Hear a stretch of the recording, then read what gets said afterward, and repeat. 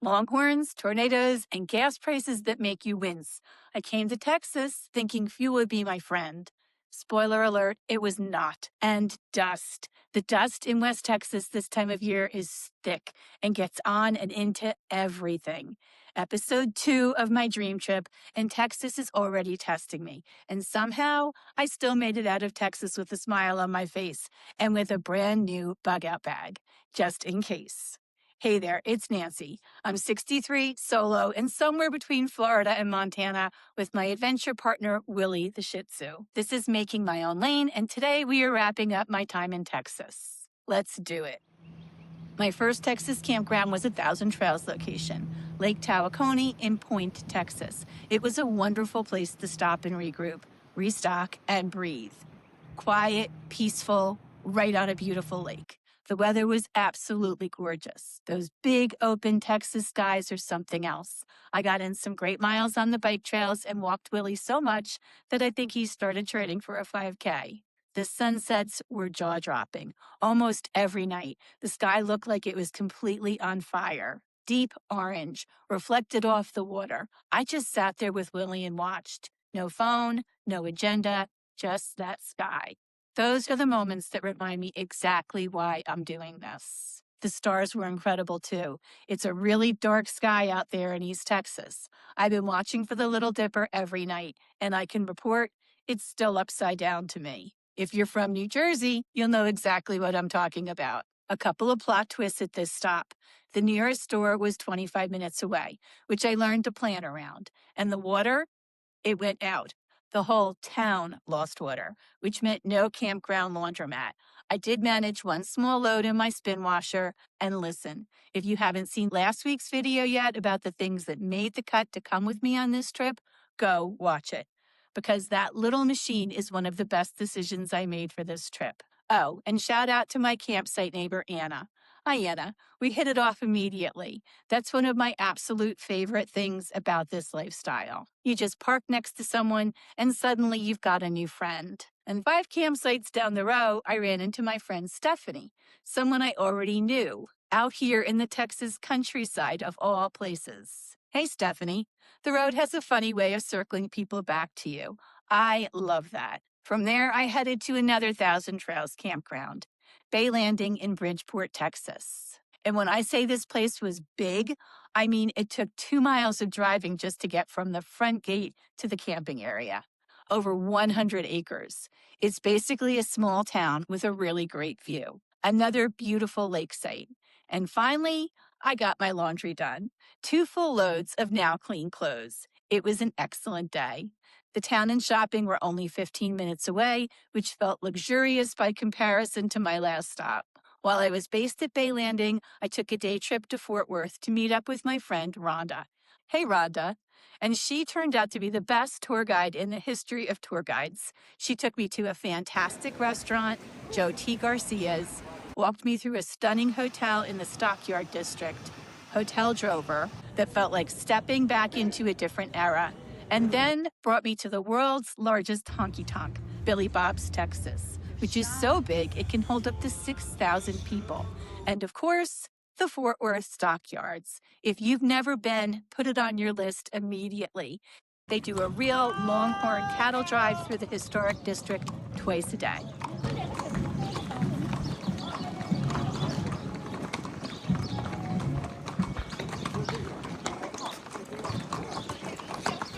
Right.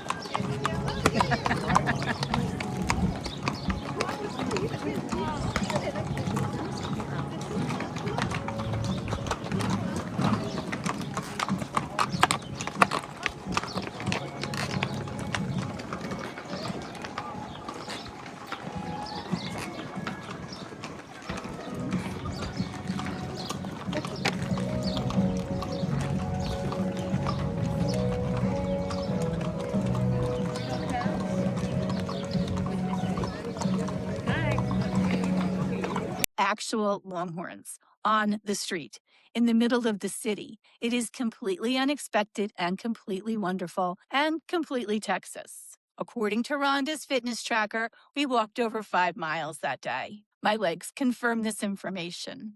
Back at the campground, I explored every corner on my Velotric e-bike, got in some great miles, and ended up extending my stay by a few days, which brings me to the reason why. Crazy weather decided to settle in across the country, from Dallas all the way up through Michigan. And every direction I looked further west, toward New Mexico, conditions were getting worse. Tornado watches, strong winds, heavy rain, classic spring in the middle of the country. For several days, it was a genuine should I stay or should I go situation. And when you're a solo traveler with a dog, a home on wheels, and no one else making the call, that weight sits entirely on you. And I wasn't going to rush into dangerous weather just to stay on schedule. It did help that another one of my neighbors, who was also heading out to New Mexico, made the same decision I did. I was nervous enough that I did something I haven't done in years. I put together a bug out bag, 2 bottles of water, high protein snacks for me, food and a travel bowl for Willie, a couple changes of clothes, just enough to grab and go fast if things got serious. The last time I felt compelled to do that, I was packing up my house in Florida ahead of a hurricane. So that was a humbling little flashback. I'll be honest, tornadoes terrify me in a way that hurricanes never quite did. With a hurricane, you usually get a few days of warning. You can prepare, you can leave. A tornado can drop out of nowhere in minutes. That's a different kind of fear entirely. And if this is the first time you've thought about it, maybe this is your sign to put one together. The good news is that the storms eventually passed. I made it through without incidents, and Willie slept through the whole thing like the unbothered angel he is. The trade-off is that my first New Mexico stop will be a little shorter than planned, but that's okay. I've learned on this trip to hold the itinerary loosely and trust what shows up.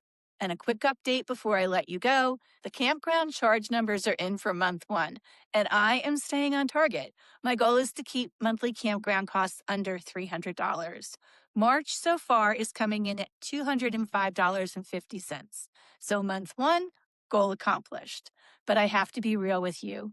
Gas is a different story. When I arrived in Texas, regular was $2.58 and diesel was $3.88. By the time I left, regular was $3.11 and $4.39 for diesel, on to $4.68 in just a few more days. I honestly expected Texas to be cheaper. That's what everyone says, right? This trip just got noticeably more expensive, and I still have 8,000 miles to go. Ouch. I'll keep you updated on my expenses as I go along. So if you want the real numbers on making a dream trip like this work financially for you, make sure you're subscribed. And that's a wrap on Texas. It gave me sunsets, old friend meetups, new friends, longhorn cattle, tornado watches, and a fresh perspective on what it means to feel home on the road. I didn't get to see everything. South Texas is still on my list for someday. But what I did experience, I wouldn't trade it. Next week, I'm making my own lane. We're headed to New Mexico, and I'll be exploring my very first national park of this entire trip. I've been looking forward to this since I left Florida. You are not going to want to miss it. Thank you so much for coming along with me and supporting me on this journey. If you want more, the behind-the-scenes moments, the stories that didn't make the final cut, a little more Willie, join the Friends of Making My Own Lane email list. The link is right below this video. 2 episodes in, and I'm still standing. Tornado watches, rising gas prices, and all. Like, subscribe, and I'll see you next week. And keep making your own lane.